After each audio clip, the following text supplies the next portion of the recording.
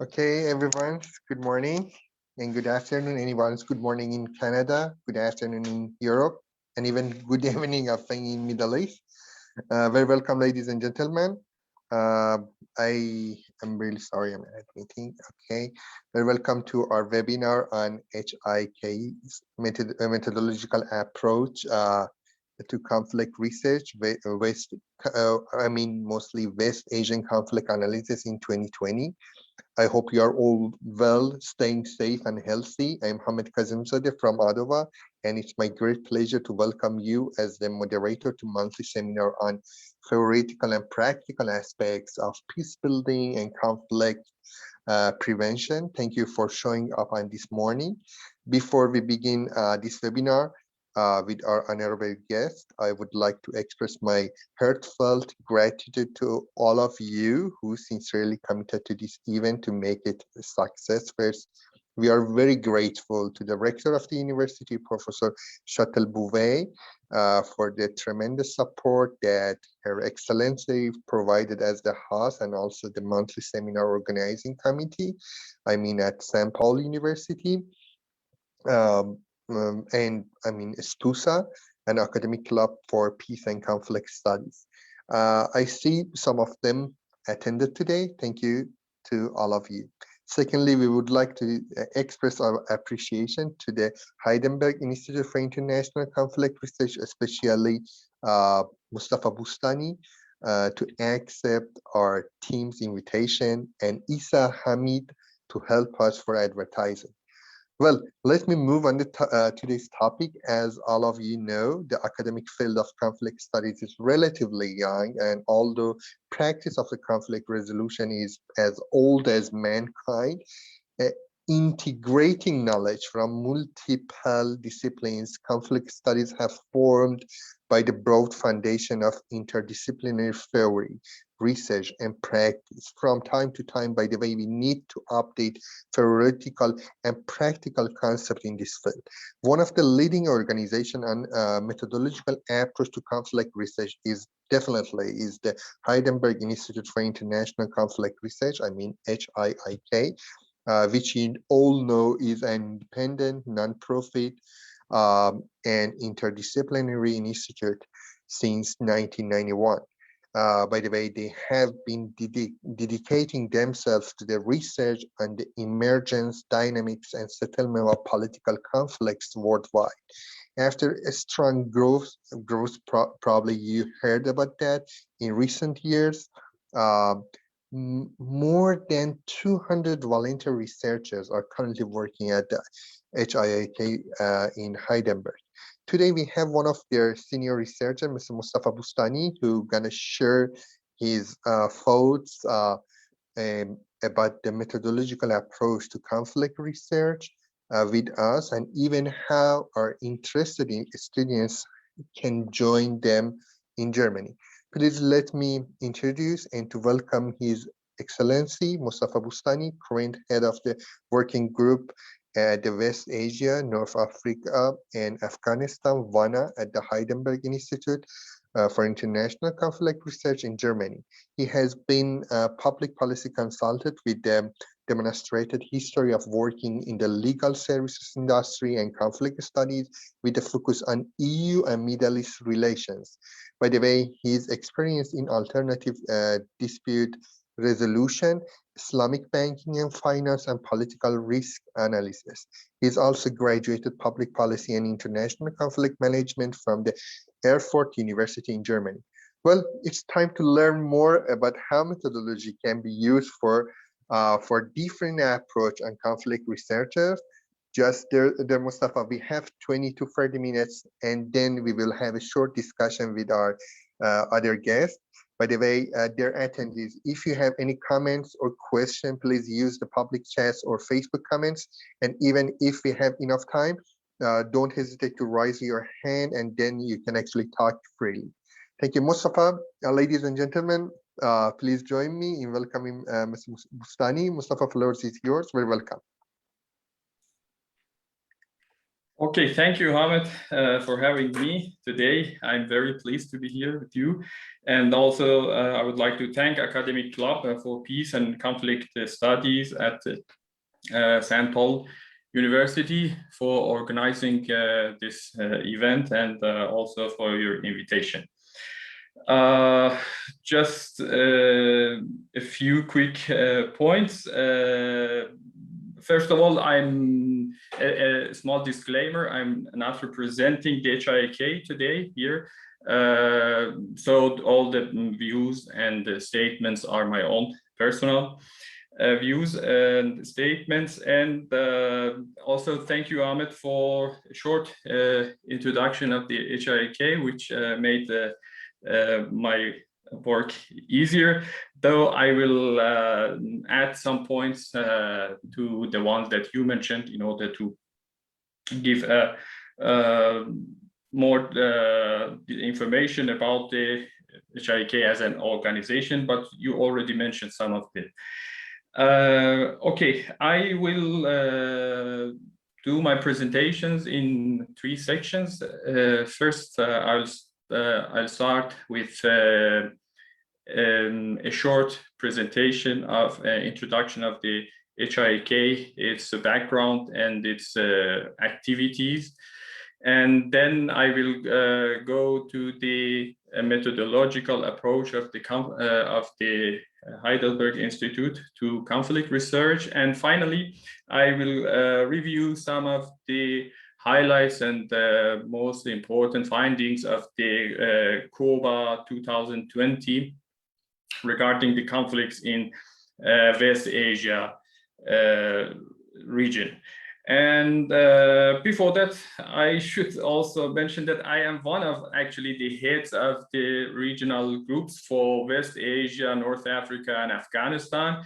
And together with 5 other regional heads, we actually supervise the whole work on this regional group. Okay, then let me share a slide with you.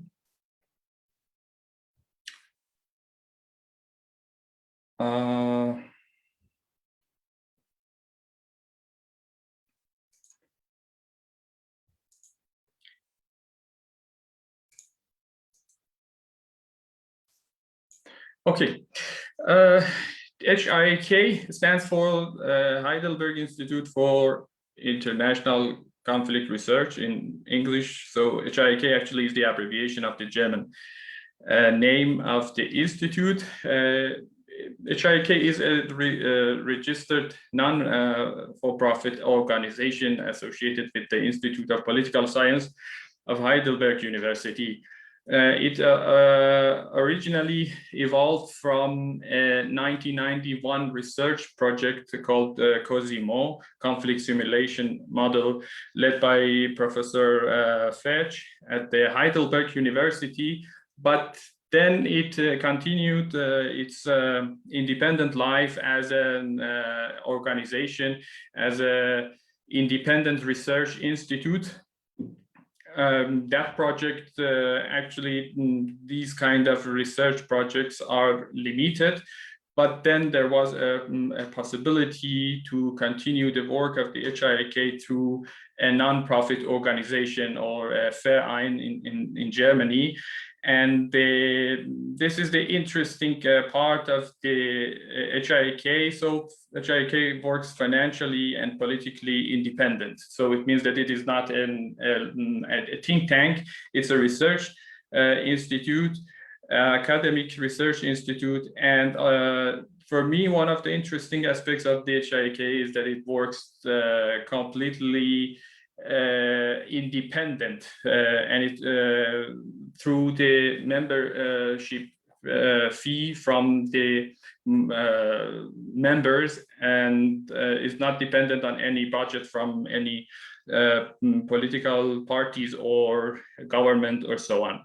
And also this gives the HIIK the opportunity to work also politically independent. So HIIK does not support or represent any political ideologies or views. And this is also reflected in the methodological approach of the HIIK. Organizationally, there are different departments. So data management, editorial department, methodology, communication, IT, and finance and law are the departments. Currently, as Hamid also mentioned, more than 200 active members are working at the HIIK.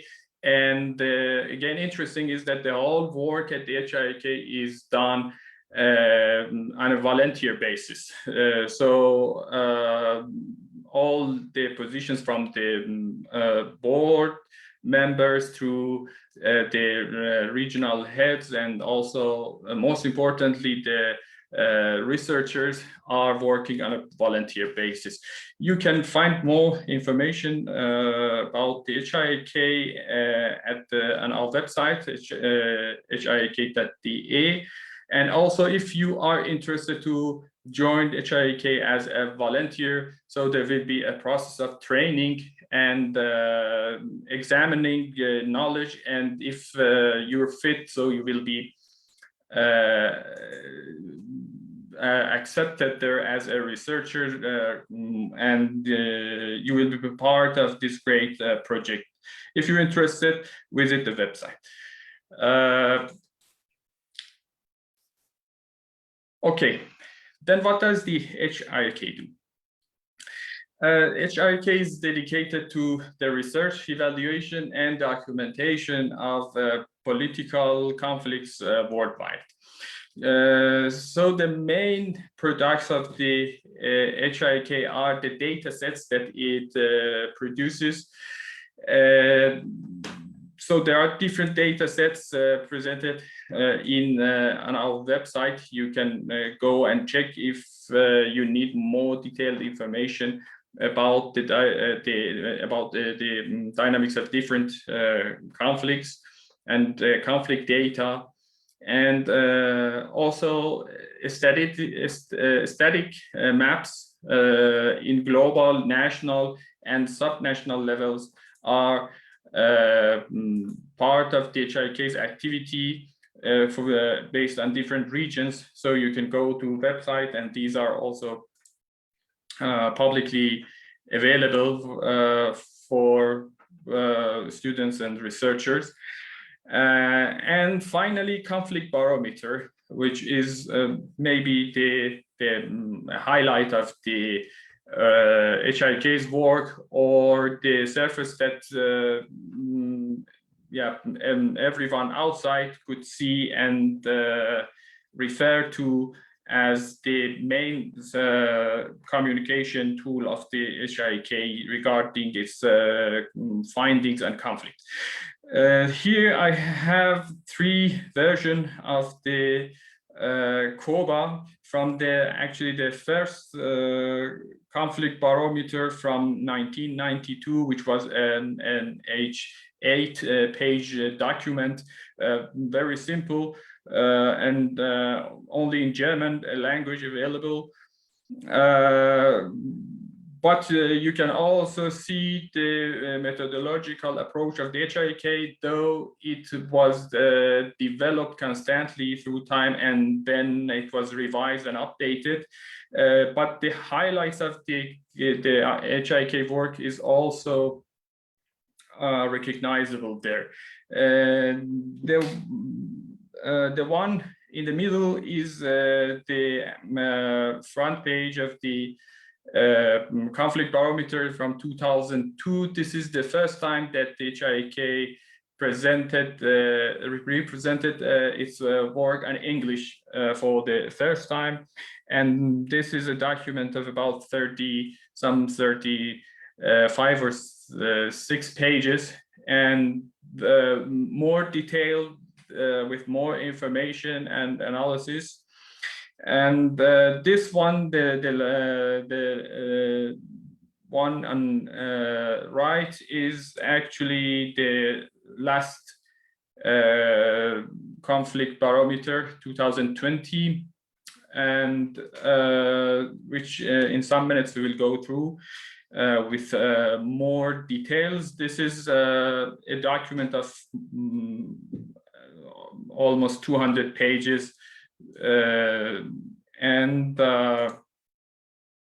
so it includes first a summary of the HIIK's methodology. So if you're interested in knowing more about in more details about HIIK's methodology, you can refer to the conflict barometer.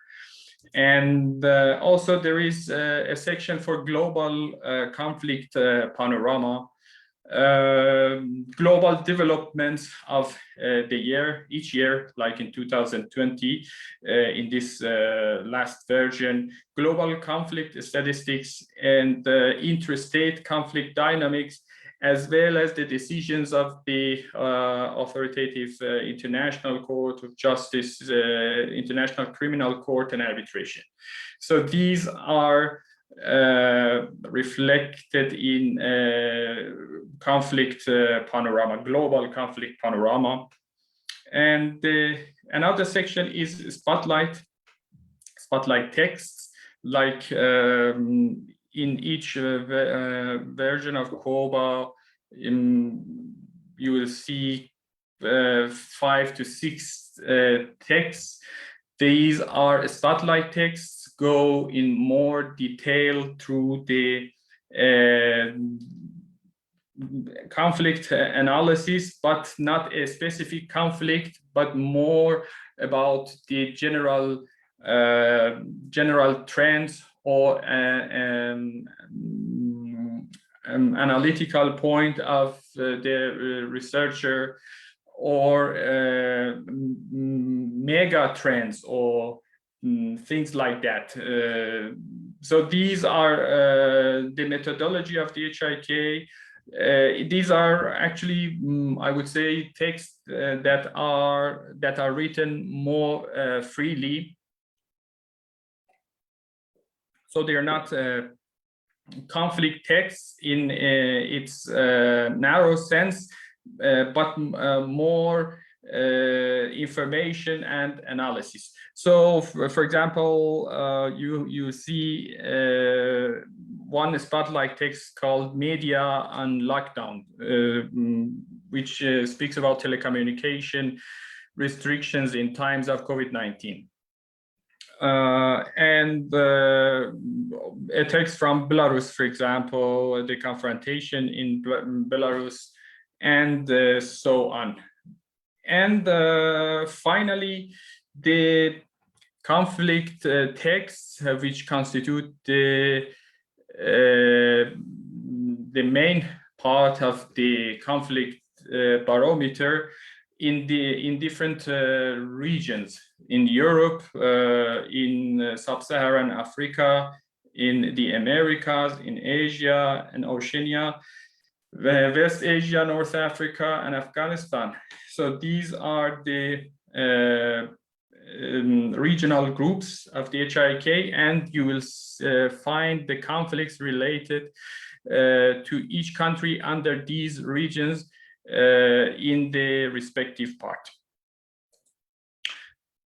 So let's go to the HIIK's methodology, and so I address the principles here.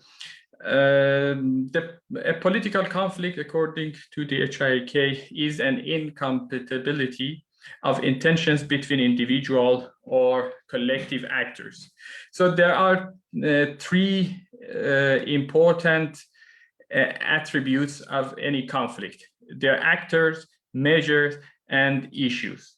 So actors like state and non-state actors, and measures include actions and communications.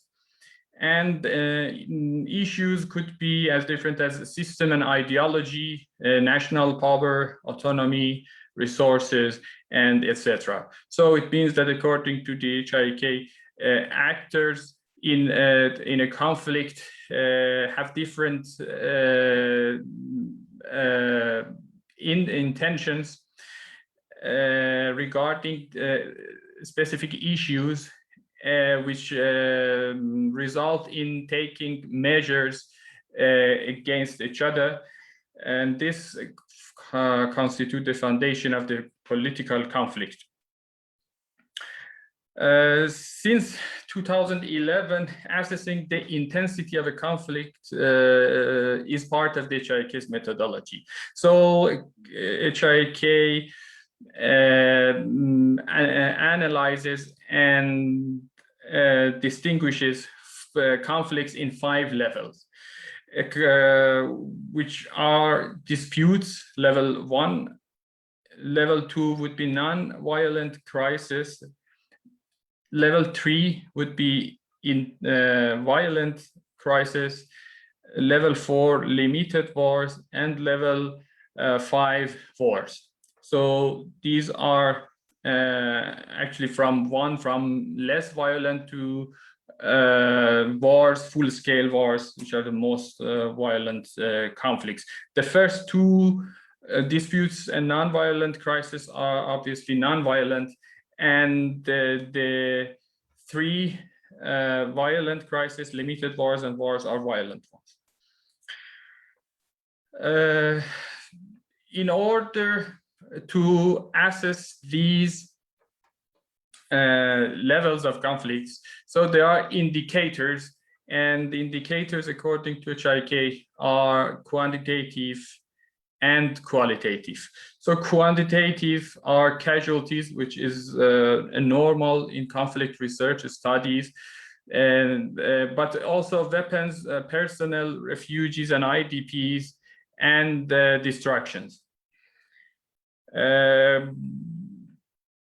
Qualitative indicators are also part of the HIIK's methodology. These include, for example, peace negotiations, formation of coalitions and opposition movements, imprisonment of opposition members, and etc. So these are not exclusive, qualitative, and they are not defined, but these are more qualitative and based on researchers' observation and recording the dynamics of the conflicts. And this will give HIIK's methodology some flexibility to cover some conflicts in a I would say higher level, or a better level, or with more detail, and which I will give an example in order to make it clearer. So there are 2 major approaches to conflict reports. Conflict analysis is actors orientation and process orientation. In reporting on a conflict, so these are 2 approaches, and based on the dynamics of the conflicts, one or both of these approaches together will be used. An actors orientation process is the one that focuses more on the actors and constellations of the actors and the changes. And process orientation is the one that pays more attention to the dynamics of the conflicts rather than the actors itself. Focus on conflict processes. Rather than purely quantitative thresholds of casualties is, I would say, the highlight of the HIIK's methodology.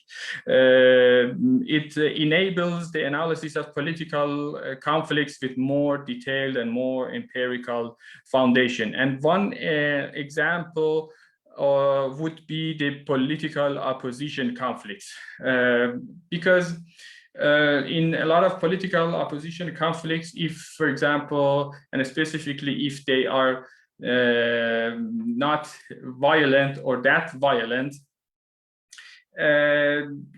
with quantitative measures, you cannot do a lot of analysis and reporting on them, because the casualties, when the casualties are not an important indicator in a conflict, it would be then difficult to report on, unless you use a methodology that gives you the possibility to focus on processes and using qualitative indicators. And as I mentioned, this is maybe a characteristic of the HIIK's methodology, which we'll address in some minutes with some examples.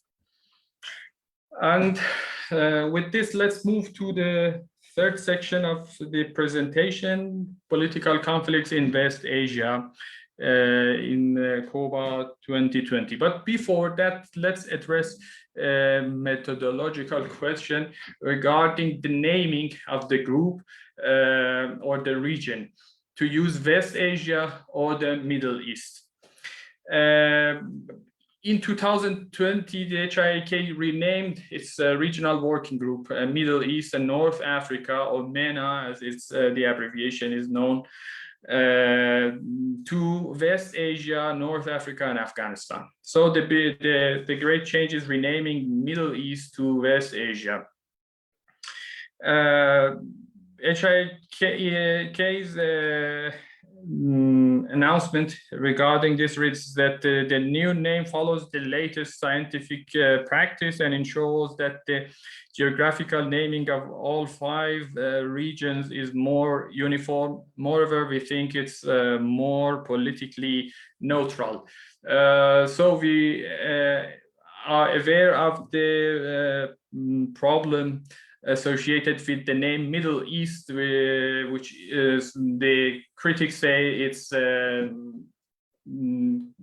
a more historical name than a geographical name of a specific region, and it has some history behind which is not relevant anymore. So using this would not be neutral, free of values and judgments. So in conflict research, we do not need actually to use that, and have started to rename Middle East to other names, and maybe West Asia is the one that has got more use and popularity. So similar initiatives by state and non-state actors within and outside the region has happened in the last years, like Asian powers such as China, or regional powers like Iran, but also non-state actors like International Peace Bureau with these headquarters in Switzerland, which is one of the oldest and reputable non-governmental organizations in peace, for example, or institute inside the region like WANA Institute in Jordan. They have also taken this similar initiatives of renaming the name. Let's go and review some findings of the COBA 2020. In total, 61 active conflicts are analyzed, and from which 38 are violent in this region. This means one more conflict in comparison with 2019, but it does not mean more violent conflicts. Actually, WANA region lost the status as the region with the highest number of wars to sub-Saharan Africa, with 11 wars. Currently, as you can see in this graph as well, that there are 7 wars in this region, or there were, better to say, in 2020. And in 2020, there were 11 wars in sub-Saharan Africa, increased from 5 in 2019, which means sub-Saharan Africa is the most violent region according to the HIIK's methodology. And you can also see that there is one limited war, and you can see a decrease from 2019, 4 limited wars to 1. Violent crisis, you can see an increase from 22 to 30. Let's review. Let's first go to this graph as well. This shows the frequency of conflict intensities by conflict item in West Asia, North Africa, and Afghanistan. So you can see that these are 10 categories of conflict items: territory, cessation, decolonization, autonomy, system and ideology, national power, subnational predominance, international power, resources, and other. And it's observable that system, the highest number of conflicts in the region relate to the system and ideology, with actually 17 conflicts. You can also see that these are not necessarily the most violent conflicts, as these 17 are actually violent crisis and not necessarily wars. If you see the colors, they correspond to the 5 levels of intensity. These both graphs are from COBA 2020. If you need, you can refer to that and see it. And so maybe quickly, the wars and limited war in the region are as follows. In Afghanistan, Taliban conflict in Afghanistan is one of the worst. Syria, opposition in Syria is still a war. IS conflict in Syria, Iraq, and other countries is still in a level of war, highest level of violent conflict. And also in Yemen, al-HIIK in southern Yemen is a war, and in Yemen also, Yemen, Saudi Arabia, and conflict with al-Houthi forces, Turkey, PKK, and finally Libya opposition. These are the wars actually in WANA region, and there is one limited war, which is the militant groups in Sinai Peninsula, Egypt. And some consequential measures in 2020 in WANA region. So this is not an exclusive list. These are just some of the measures, just to mention from many. So, and there is no criteria to choose from. It's just completely arbitrary. But I thought they might be a bit consequential to name some. So the US Taliban agreement for bringing peace to Afghanistan in February 2020 was one consequential event. And as we know, it was supposed actually to bring peace to Afghanistan, and also as well as the withdrawal of the US and its allies forces from the Afghanistan. The US, as we know from the news nowadays, the US and allies forces evacuation is happening, but the perspective of peace in Afghanistan is not yet observable. US targeted killing of the Iranian general and PMF mobilization forces commander in January in Iraq was also a consequential incident, and which affected actually some conflicts, like the conflicts inside Iraq,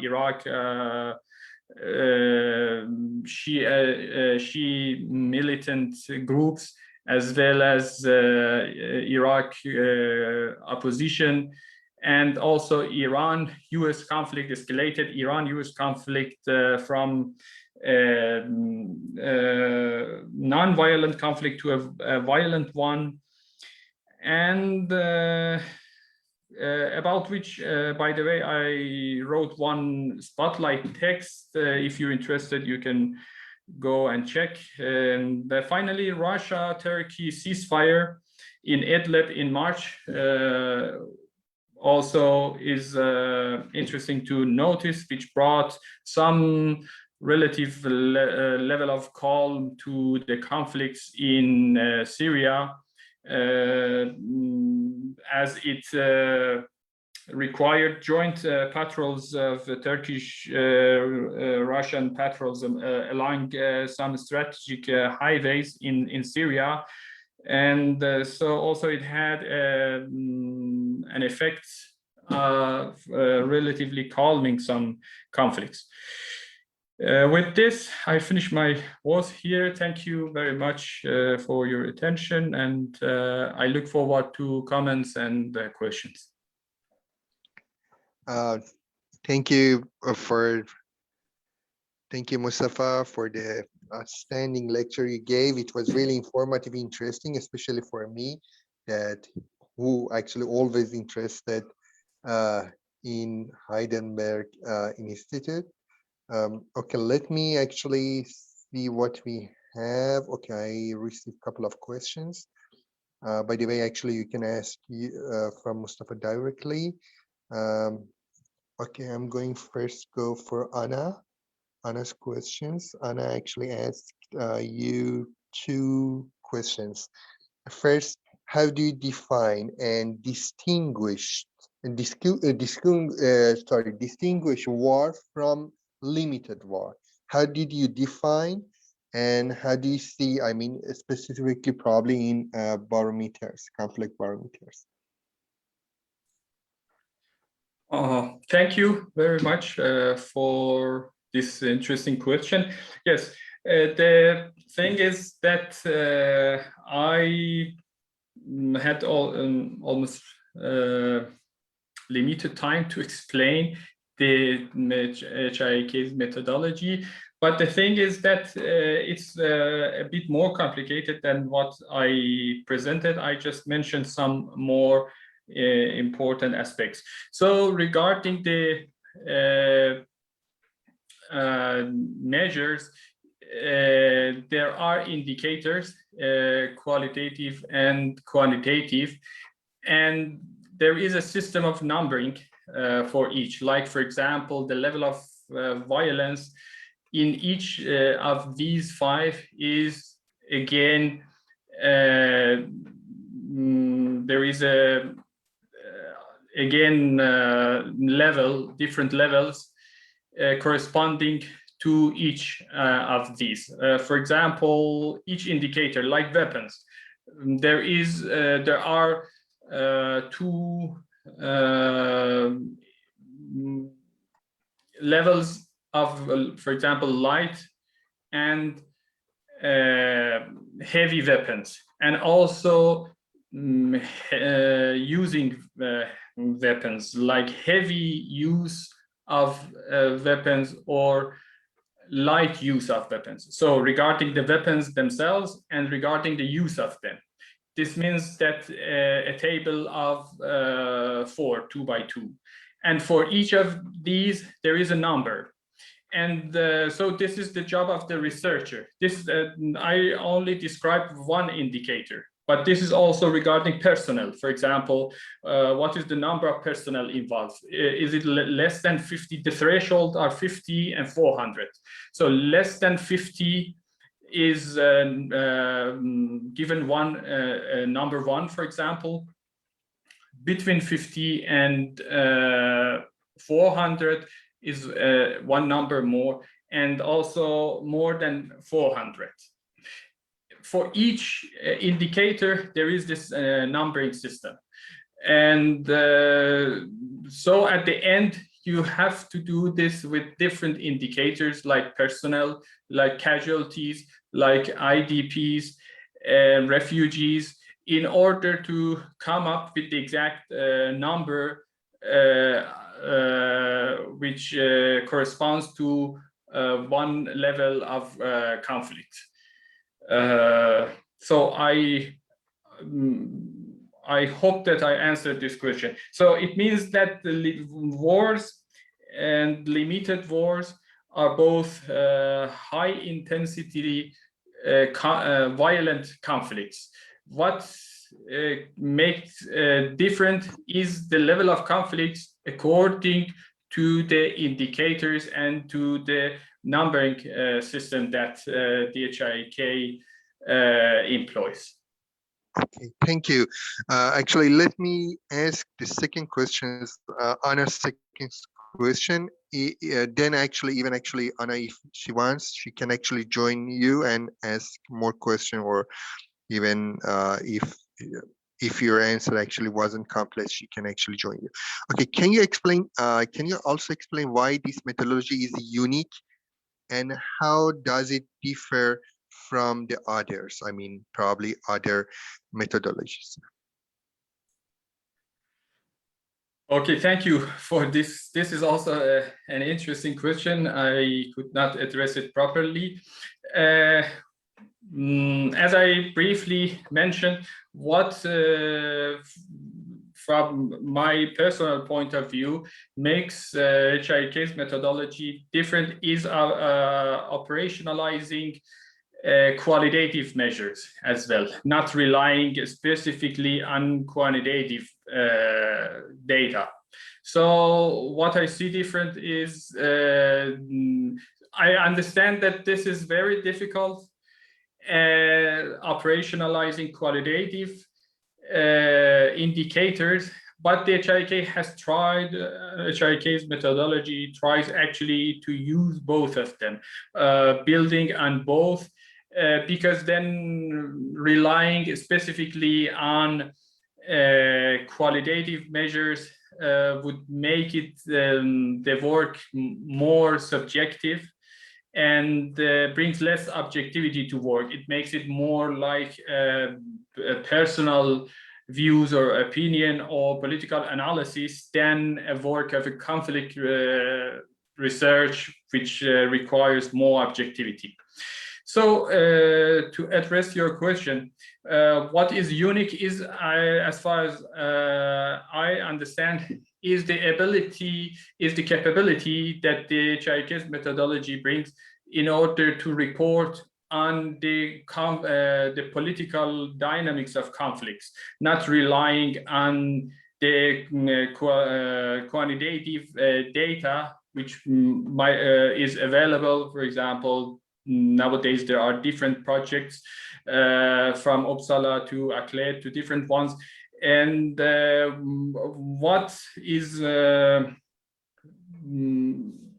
makes HIIK's methodology unique, I would say, is reporting on the dynamics of the conflicts, and specifically on, I mentioned opposition conflicts.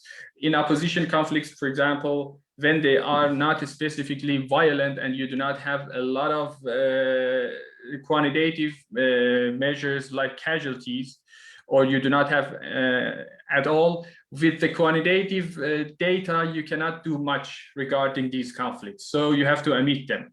because you would not see any violence. But HIIK's methodology allows for 2 levels of conflicts which are not violent.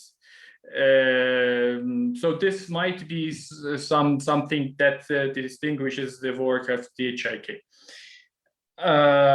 I hope I answered this question to some extent. Yeah, thank you. Actually, if Anna wanna have more questions, you can ask by yourself, and you can unmute it. Okay, let me go to next question. Ayfiulova, if I'm really sorry if I'm correctly pronounce your name. He or she asked about how does regional think tanks or policymakers influences the outcome of conflict research and analysis in bracket open via HIIK methodology. Actually, I'm copy paste his question for everyone. So unfortunately, you can see his question right now. I think the mainly he's trying to ask about the outcome of conflict researchers. How do you see?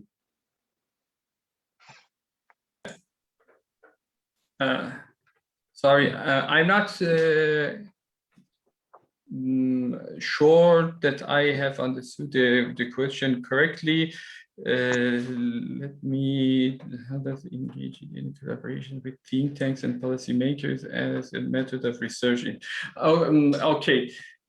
If I understand correctly, so it's about work of the HIIK with think tanks. As I mentioned briefly, as far as I understand, I also mentioned at the beginning that I am not representing HIIK's views, it's my own understanding. But as far as I understand, think tanks are about advocacy work and think tank work, or activism or advocacy. So what distinguishes the work of the conflict research is the objectivity that it has, or it is supposed to have, in comparison with the work of advocacy and activism, which is the work of the think tanks who are, for example, based on their affiliation with political parties or affinity to an ideology or political view, might have different views and also interests. But the work of the conflict research is supposed to have some level of objectivity. And so these are maybe 2 extremes, 2 things. In real world, things are more intertwined and correlated. But as far as I understand, the HIIK is not advocating any ideology, does not have any affiliation with any political parties or groups. Therefore, and it does not seek any in order to be on the safe side of objective conflict research. Okay, thank you. Actually, I think, yeah. If Luava actually has another question, if you say, does HIIK engage in any collaboration with any other think tanks or policymakers or even probably peacemakers at all as a method of research in their, how do you see? Is there any possibility or have engaged so far? I think I addressed this question to some extent. As I mentioned, I'm not aware of any of this, and also principally, it's not part of the HIIK's work. So HIIK announces, and it's reflected in methodology, in also in website, and anywhere information is available about this. The philosophy is different, and but I'm not representing the institute here. Sure. Let me actually ask you a couple of questions that I received from the Facebook. Jesse asked, actually, okay, I'm copy paste Her questions. Okay. Thank you for your presentation. My question is about the quantitative data. How do you evaluate and verify the various events associated with the conflict? I think it's quite, methodological questions. How do you see? Okay, thank you, Jesse, for your question. The question regarding quantitative data associated with conflict is not very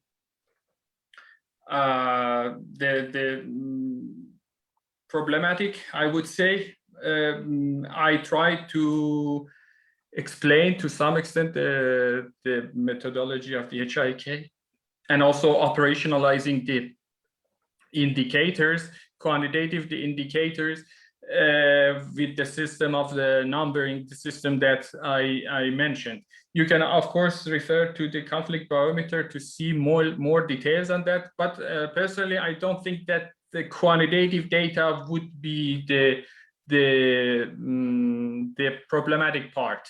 So the work is defined based on the methodology, and researchers do the research, gathering information and giving numbers based on the numbering system and the threshold that are defined. This would be more problematic with the qualitative data, I would say. And this is better reflected in a conflict text. If you go through the conflict text in conflict barometer, you can see that besides quantitative data, there are some measures in order to show the dynamics of the conflicts. And here you can see the effect of the qualitative measures more. By the way, I should mention that conflict texts are not free texts. So it's a specific kind of text structured and in a specific way, and yes, limited to reflecting the indicators, both qualitative and quantitative. Okay, great, thank you. Yeah, actually, I received another questions. It's the last one, I think, based on our limited time. If anyone has question or want to actually talk, you can actually talk freely. Unmute yourself.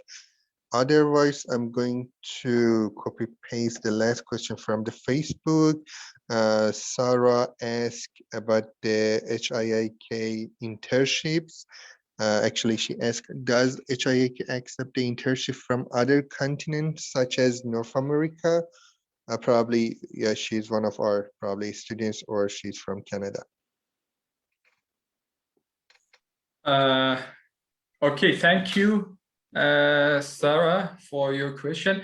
As far as I know, there is no internship platform defined at the HIIK. You have to communicate. If to be honest, to be on the safe side, it's better to communicate. At least I'm not aware of that. But as I mentioned previously, you can join, you can actually apply to join as a researcher. So this might be, this is actually the standard way system of HIIK's recruitment through volunteers, and location does not matter. But that specific question regarding internship, yes, it's better if you ask it directly from the institute. Okay, thank you. Yeah, as I know, because you know, Mostafa, in most of the North American university, we study and teach the conflict methodology, or the HIIK's methodology, specifically for publishing conflict barometers, even actually at the University of Ottawa or St. Paul University. So one of our courses, at least 1 week, we are focusing on conflict barometers. So some of our students is really interested to see how can I join there. and to understand more conflict parameters. For me, based on your talk, as I got, conflict parameter can act as a lens for understanding regional conflicts or the conflict trends in specific regions, or as a first step to be conceptualized as the method and process involved in facilitating the peace building ending of conflict and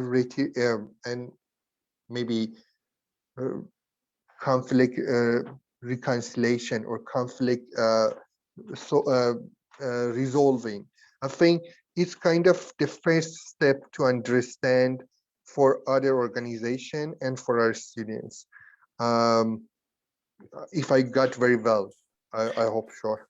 Yes, you're right, Ahmed. Thank you for mentioning that students actually are familiar or interested. I'm also happy to hear that. So volunteering, doing work, research work as a volunteer is the standard recruiting system of the HIIK, as I said. And also regarding the work of the conflict, the peace building, yes, I would say that in order to do any action, so you have to build upon reliable, trustable information, which are actually provided at best from an objective point of view, with objective frameworks and methods.